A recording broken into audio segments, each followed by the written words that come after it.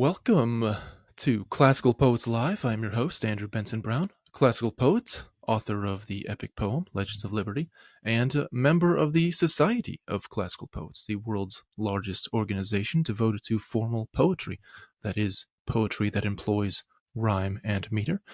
You can visit us at classicalpoets.org.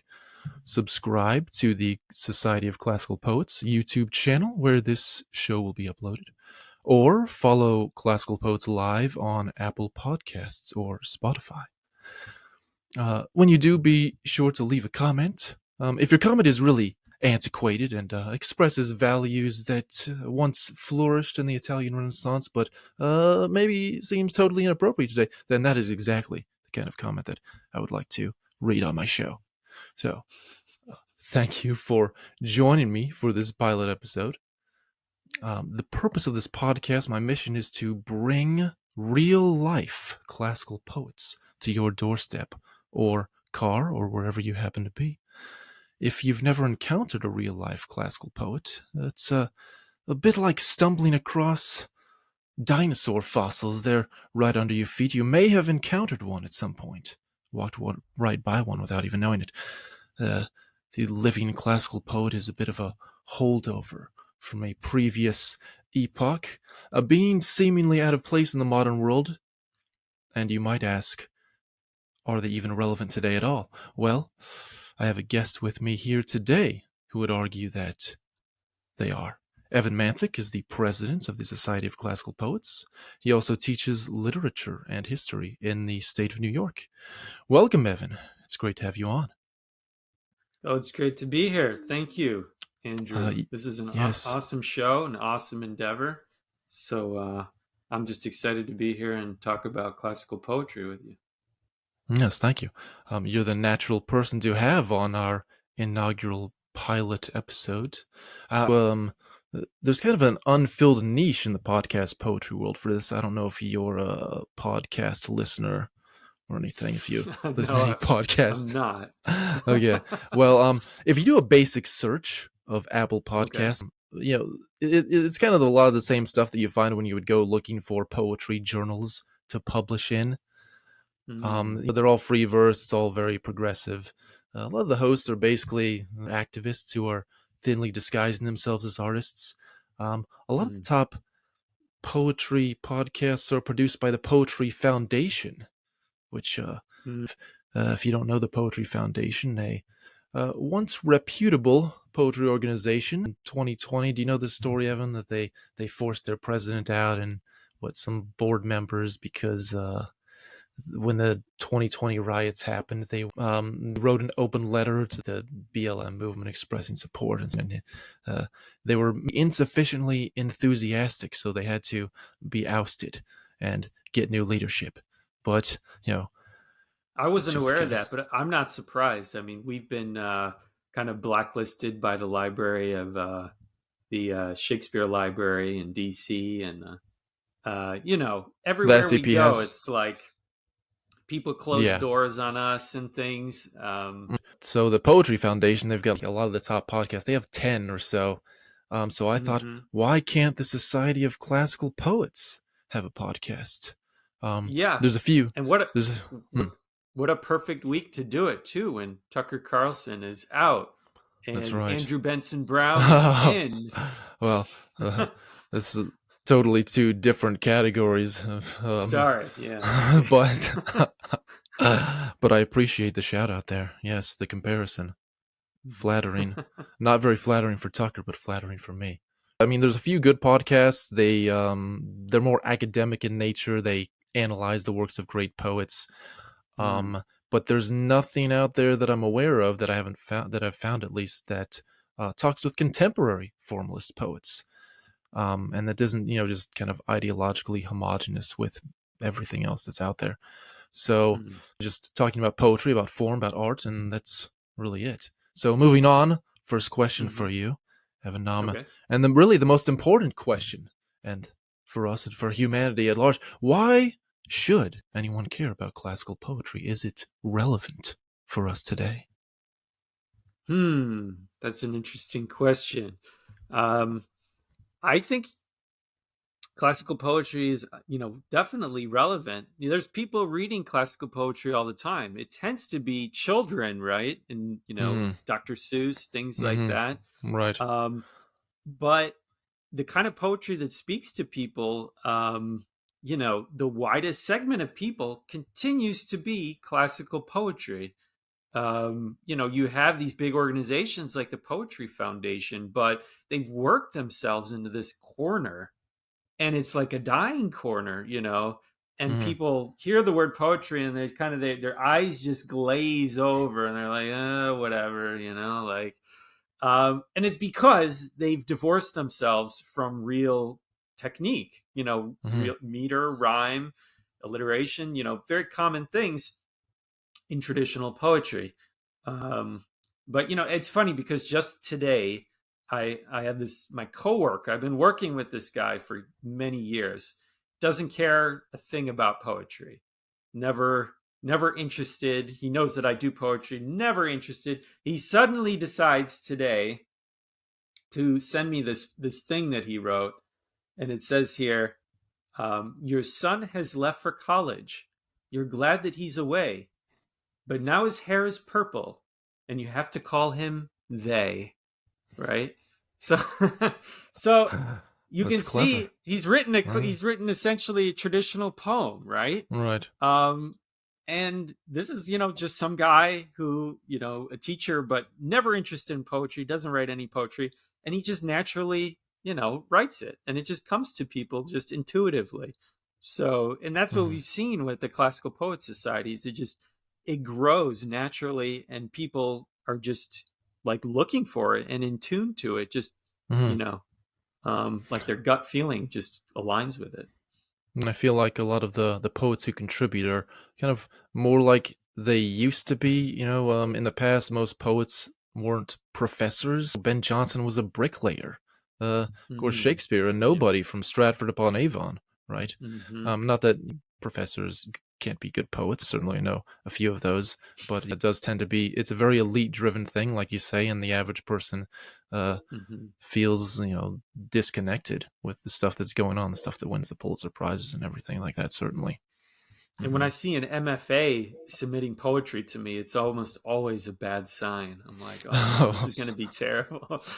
But we do get professors. Often they're professors of other fields. They're like, some other statistics or something like that. And then they'll write a great poem.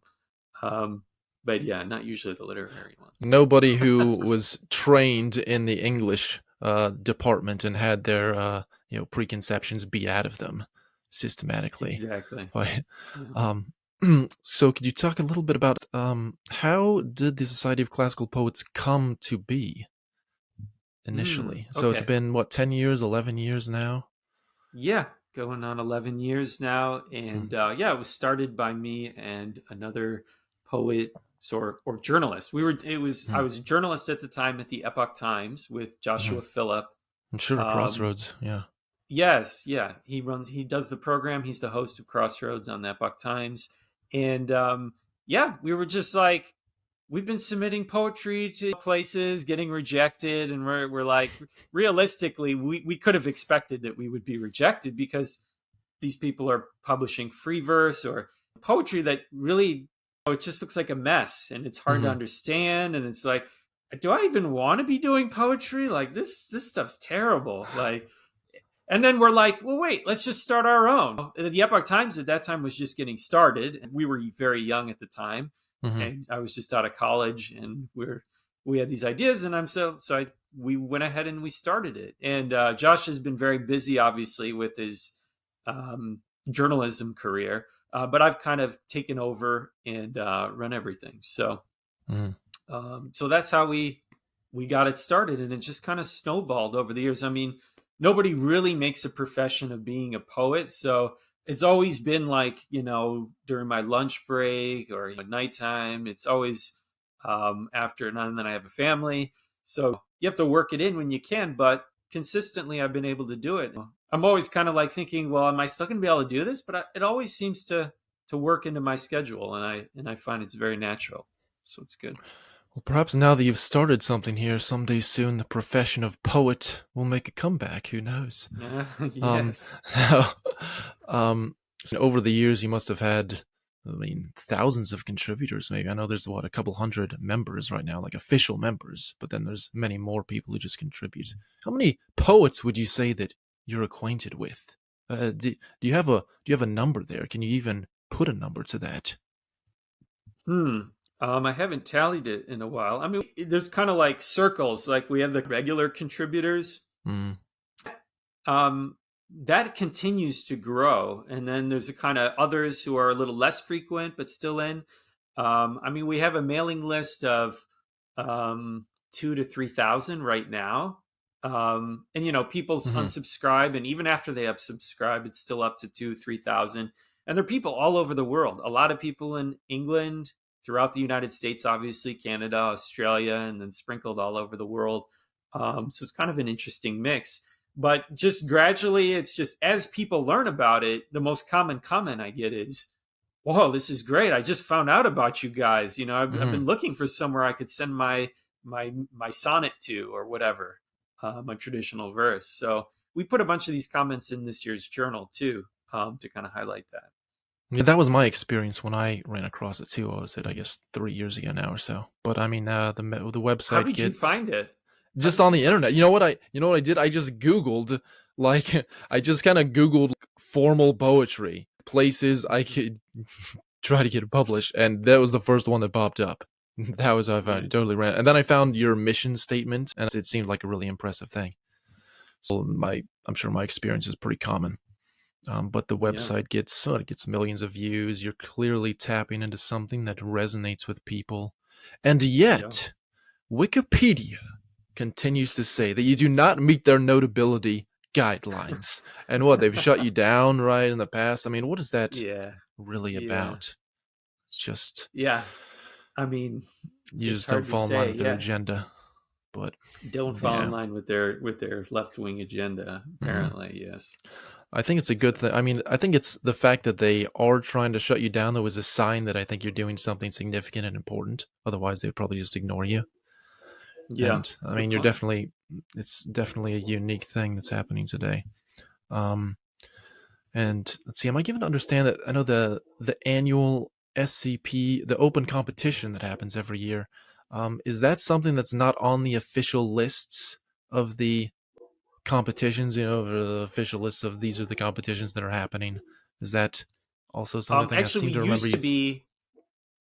I think the most popular list you'll find is on poets and writers. It's called poets and Okay, writers, right. and we used to be on there, and then they kicked us off hmm because they felt like we were too conservative. Essentially, Right. that's what it is. It's literally, you Uh, know, they they they saw a got pro-Trump poem and it was too much for them to so. handle, or something like that. I'm sure. Yeah, I guess it was. It probably maybe that's what happened. And then uh yeah, that was some years ago. And I was talking to the editor, and he just said, "Yeah, you guys aren't big enough or whatever." And he made up some hmm excuse, and then Yeah. next thing I Right. know, we're off there. So, hmm but we're on a lot of the other places too. So Yeah. you can run other lists, but not the big one. Um, Speaking of competitions, there is a poetry competition going on right now. The Friends of the Falun Gong poetry competition. Can you say a little bit about that? Sure, sure. I mean, for those who don't know, Falun Gong is a peaceful meditation practice that started in the 90s in China. It got super popular, and then the Chinese Communist Party, they're officially atheist, and they clamped down and they persecuted these innocent people, peaceful people, um, and, started arresting them, harassing them, torturing, killing them. hmm Even they're finding evidence that they are selling their organs. So they would keep them in prisons, run their blood type, and then when they found a match, they could sell it to somebody from America would fly over there, spend 50,000, get an organ transplant in like a week, which is unheard of. Um, and and this is real. This is happening. Even Congress is spoken about this, and a lot of other organizations. Anyway, so this is the backdrop for the competition. And so we've been doing this for a number of years now because it's a great cause. A lot of people forget, being in America and the West, the Hmm. China is the biggest country, and the computers we're on right now probably are made in China. Hollywood is very much controlled by China. So much of our lives are actually um, in deference against our will to the Chinese Communist Party. So this kind of shines a light on that. And you don't have to know anything about Falun Gong or um, what's going on in China specifically. The idea is that once you go into the contest, you just go to the contest page and you can read about it. And then the idea is that the purpose of the contest is just to raise awareness. And I've heard a lot of people say, "Oh, I didn't know anything about this," and they go into it and then they write a poem, and it's kind of just about that process. There's no submission fee, um, and we get submissions from all over the world. Let's Oh, see. here we go. Oh, I I see you just pulled pulled it it up up. on the yes. Excellent. Um, So it's interesting, this quote here from Shelley: "Poets are the unacknowledged legislators of the world," which I kind of feel like doesn't apply to him at all, but it does. right. It does apply to our contest He pretty would have well, liked it to actually. apply to him, yes, but no, Yeah, no, yeah. it did. Kind of, So kind of tried to do for poets what Plato wanted to do for philosophers. something to aspire to, at any rate, Mhm, in certainly. potentially. But Okay, yeah, so no you can check it out submission here. fee. Okay. There's no submission fee, and there's a whole bunch of examples from past winners too. And Mm, there's all kinds of, and this website, it's the Friends of Falun Gong. They have all kind of background info. So I suggest just reading through, and if you feel moved by anything, then you can just focus on that and write a poem on it. And there's a lot of mhm, moving things, a lot of stories, people, and the catch, of course, is that the deadline is in a couple days on April mhm. 30th. So So we have three hopefully we days. can, yeah, I assuming you get had this. started working on my own poem to submit, and then I kind of got sidetracked and I forgot about it. It was like a couple months ago. I might have to turn my attention to it this weekend and see if I can Just throw the pull word it out there. fragment on there. Yeah. One thing that you did open my eyes to there was, I had never, I was unaware of the organ harvesting that was going on until I read a poem about organ harvesting. This was the first time I'd come across it.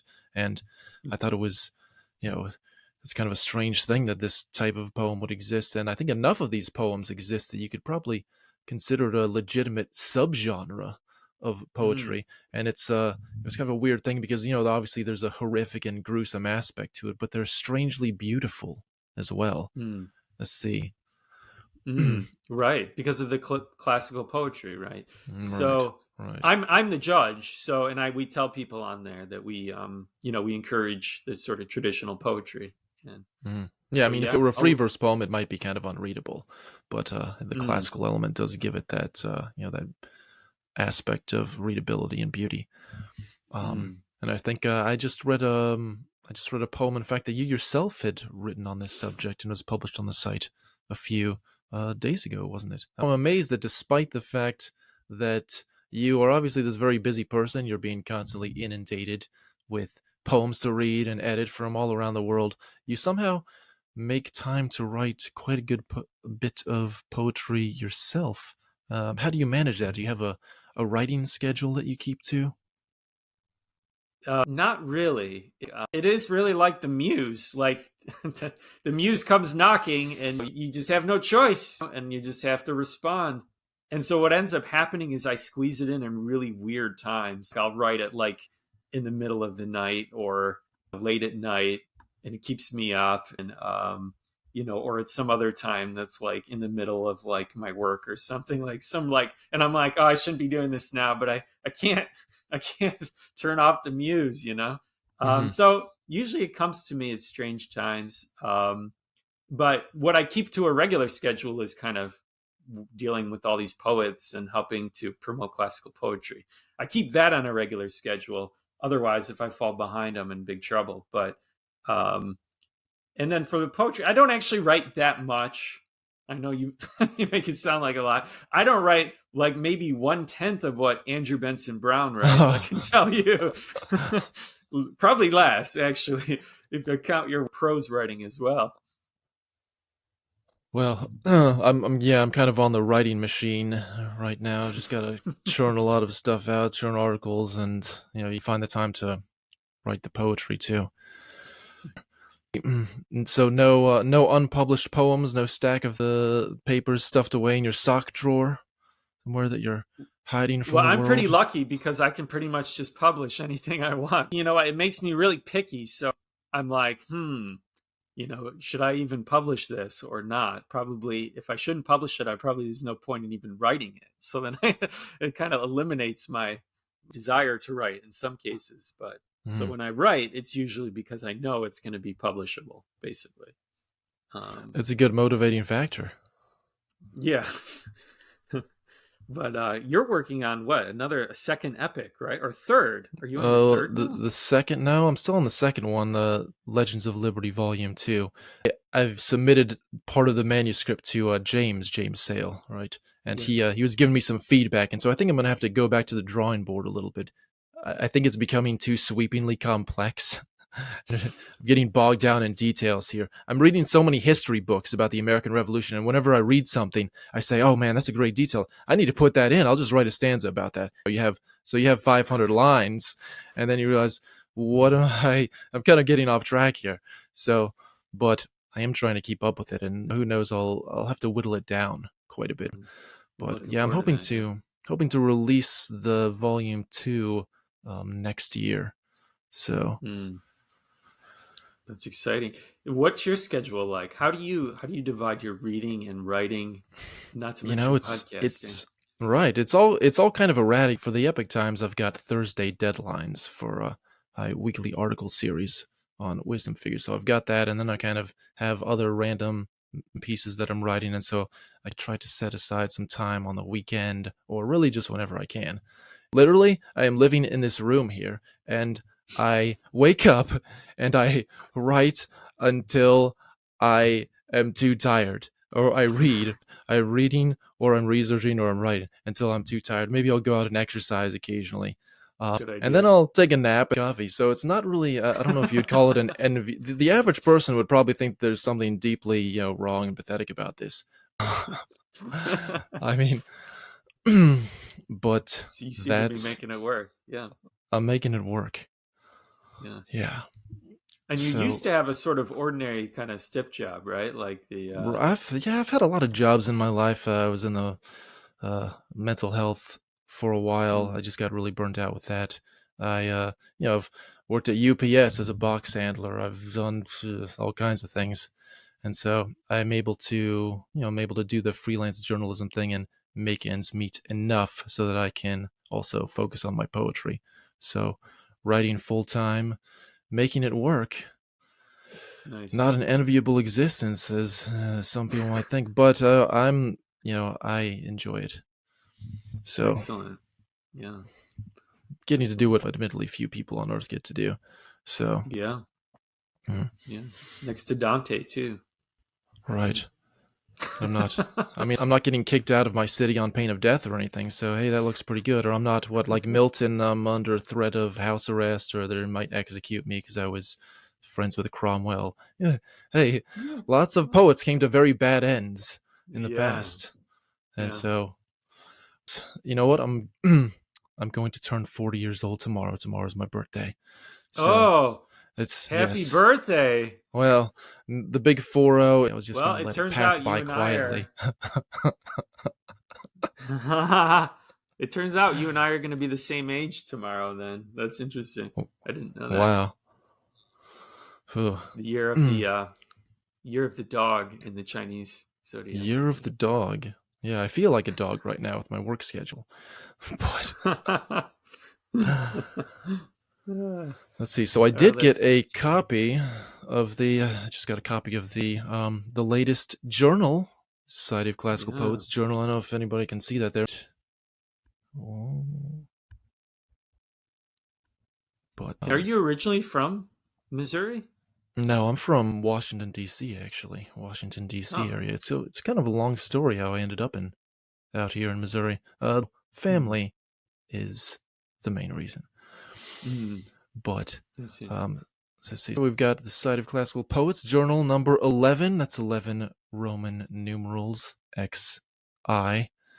We were looking at Shakespeare. You have a bronze sculpture of Shakespeare here. Is this in Stratford upon Avon, or this I think it's in sculpture? Texas. Oh, okay. Well, he It's deserves. actually, you can actually buy this, so it's actually in multiple places. You can buy It's a that statue. Oh, you just buy it and then you just put it in your hometown. Hey, that's not a bad idea. right, Maybe my hometown needs exactly. one of these. They do, but it's a beautiful work. And it's perfect because who's not going to want to have their picture taken with Shakespeare, right? That's right. Yeah. You always have quality artwork in the journal. I appreciate that, and on the website as well. A lot of great artwork that goes along with the poetry. Hmm. The journal is available on Amazon. What is it? $39.99. Is that the price? That's right. You can go Yes, online and exactly. purchase it. Um, and of course, if you do purchase a copy, then you will well, the proceeds will perhaps go towards saving the life of a starving poet somewhere out there. There's a huddling in the cold of an attic. A poet is on the verge of collapse, trying to, you know, pen his final sonnet, and he just can't go on. But he's trying to hold on. Just look for one more rhyme. So if you want to contribute to the Society of Classical Poets, then the proceeds will go towards saving that poet so that they can live to pen their masterpiece. Or you Give can him a just buy cup to of enjoy it.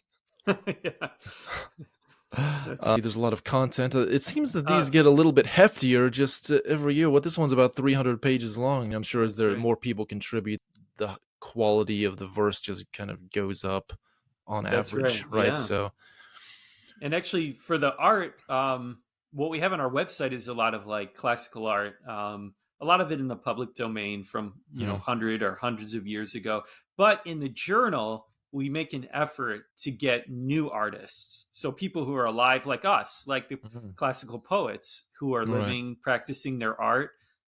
A lot of them are paintings in there by people who are still alive. Mm, So you can see that. That's something to appreciate about the journal too. absolutely. Um, Artists need patronage. We can't expect patronage from the Pulitzers. No formalist poet is going to be named National Poet Laureate anytime soon, I fear.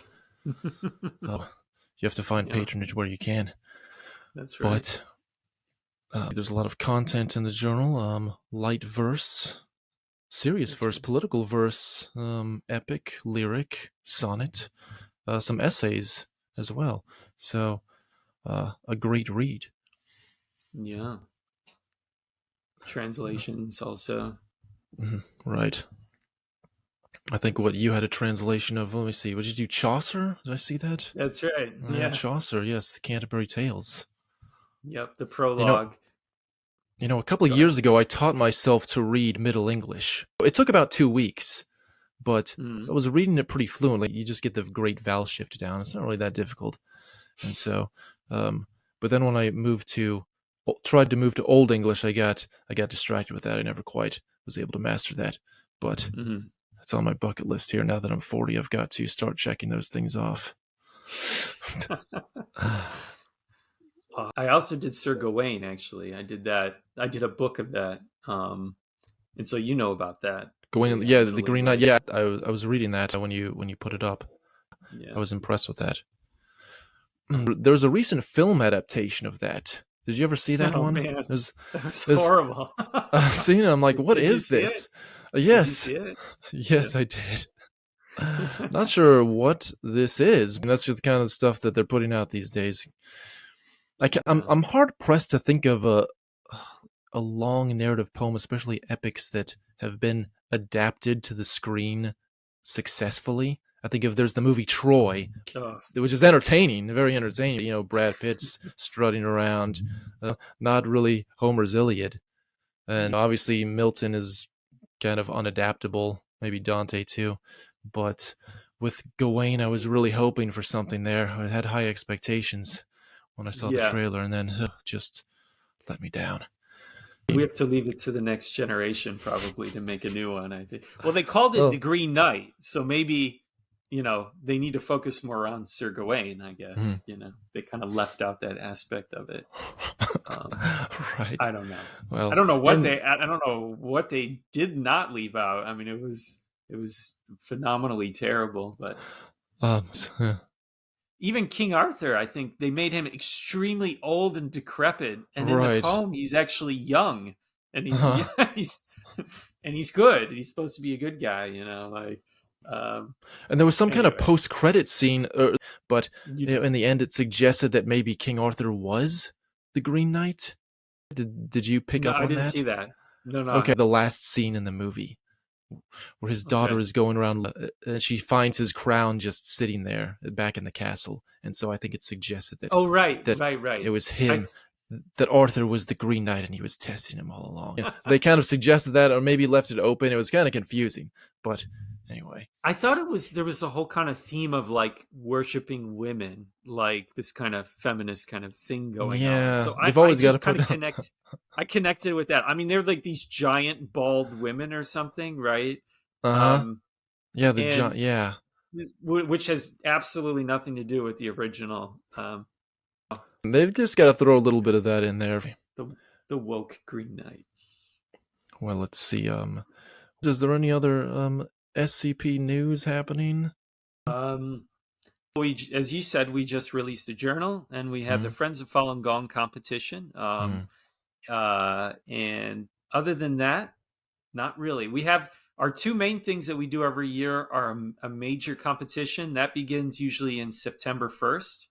mm, And then we have our journal. So those are the two mm. main things we produce. And then every day we have new poems that we publish on the website, classicalpoets.org, that you're invited to check out. And then you can check out the comments. So, what's interesting is a lot of poetry. I don't even know any poetry websites. Maybe there are some, but mostly you can't really comment, right, on poems. Right, It's right. pretty rare to see that. Why do you But think that ours, is? Why do you think that is? They don't want comments on it because they're afraid of the critical comments. yeah, I mean, people are going to be like, "Wow, this doesn't make sense," or "I can't understand what you're saying," or just like question mark, like what. Um, and then it just makes them look ridiculous. And it would be so easy with so many poems, and you would immediately be like, "Yeah, yeah, that comment's kind of right, yeah." Whereas where we've built, I think, a community where the poem it's objectively a good poem, Hmm. right? You can say, wow, it's got meter, it delivers a theme, a narrative, it's very clear. And so I think Yeah, that creates a community where there hasn't been one before. So yeah. I something to check appreciate the out. comments section. I feel like that's really helped me kind of hone my verse too. You get a lot of constructive feedback there. So Yeah, me too, for sure. okay, well, I think if there's nothing else, then we can Yeah, wrap this up. it's been And good. it's been great talking to you, Evan. And we'll have to have you back on sometime. Definitely. All right. Till next time, everyone. Bye bye.